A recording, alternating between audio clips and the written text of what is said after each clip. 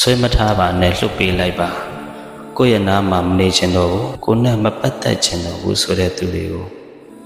ဘယ်တော့မှဆွဲထားဖို့မကြိုးစားပါနဲ့အရာအလုံးကပြောင်းလဲတတ်တဲ့အရာအလုံးကမမြဲဘူးလို့ဘုရားရှင်ကဟောထားတယ်ဒီမမြဲခြင်းအနိစ္စသဘောတရားကိုဆန့်ကျင်လို့မရဘူးဆွဲထားနေအောင်မယ်ဆိုရင်ဆွဲထားနေတဲ့ကာလတော့ဘလုံးမိမိဟာပူလောင်ခြင်းတွေစိုးရိမ်ခြင်းတွေနဲ့ဘဝကိုဖျက်ဆီးရပါလိမ့်မယ်ဘယ်တော့မှငါနာကထွက်ခွာသွားမလဲဘယ်တော့မှငါကိုဆုံးပြတ်သွားမလဲဆိုတဲ့စိတ်နဲ့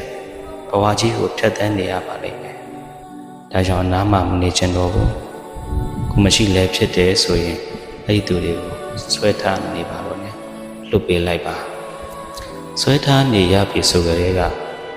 ကိုနာကရုံးထွက်ခြင်းလို့ပဲကိုကဘယ်လောက်ထိဆွဲထားနိုင်မှာလဲထပ်သွားခြင်းတဲ့သူကတော့